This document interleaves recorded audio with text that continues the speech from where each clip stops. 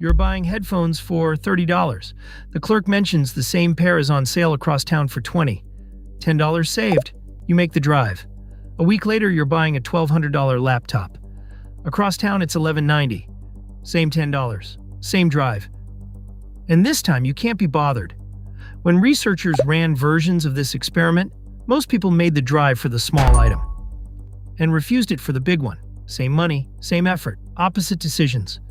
Here's the uncomfortable explanation. Your brain does not count dollars. It counts percentages. And that bug has a name and a birthday and a growing number of corporations exploiting it. It's called the Weber-Fechner law, and it's the oldest quantified law in psychology.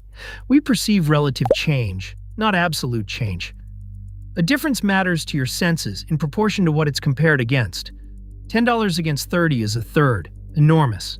10 against 1,200 is under 1%, invisible. Stay with me, because by the end you'll see this law setting your salary, shrinking your groceries, and deciding how bright your phone screen is right now. The discovery goes back to the 1830s. Ernst Weber, a German physiologist, put weights in people's hands and asked when they could feel a difference. The answer was strangely consistent. It wasn't a fixed number of grams. It was a fixed fraction, roughly 1 part in 30. Holding 30 grams, you notice one more. Holding 3 kilograms, 1 gram vanishes. You need 100. His student Gustav Fechner turned that into an equation in 1860. Perception scales with the logarithm of the stimulus. Your senses don't add, they compress. And watch what that compression does to the same $10. Against a $30 item, your brain registers a massive change. Against a $120 jacket, a modest one. Against the laptop, effectively nothing. The money is identical. The perception is logarithmic. That's the machine. Once you see the machine, it's everywhere. Sound is measured in decibels and earthquakes in magnitudes, logarithmic scales, because that's how your senses actually work. Your phone's brightness slider is engineered on the same curve. Your salary raise feels like a percentage, never a number, which is exactly why negotiating in percentages quietly favors the employer. Charities know the law, too. A $10 ask feels heavy in a checkout line and weightless inside a $1,000 pledge form, so the big forms bury the add-ons. And the strangest one, wealth itself. Study after study finds each doubling of money feels roughly like the same size step. From 50,000 to 100 feels like one step up, and so does 1 million to 2. It never feels finished because the finish line is logarithmic too. The ladder has no top rung. Your perception keeps rebuilding it higher. Remember the compounding loops from the Matthew Effect episode?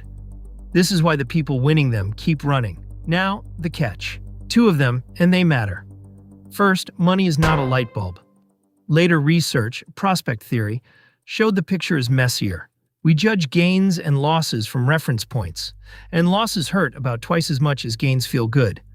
Weber-Fechner is the right first approximation, not the final word. We flag the difference because precision is this channel's whole brand. Second, and this is the one that costs you, the law runs in reverse as a business model. Companies shrink products by amounts engineered to sit just below your noticeable fraction. The chip bag drops from 200 grams to 185, the price holds, and your logarithmic senses wave it through. Shrinkflation isn't random. It's Weber's constant, weaponized. So here's tomorrow's defense, and it's one sentence. Decide in dollars, not in percentages. Before any purchase or negotiation, ask the floor test. If this exact amount were lying on the ground, would I bend down to pick it up? $10 is $10 at the grocery store and at the dealership. Negotiate your raise as a number. Compare products by unit price and check the grams, not the package. And next time, the season finale, the law that explains why your best engineer just became your worst manager. Written as a joke in 1969, confirmed with 53,000 salespeople in 2019. The Peter Principle, next.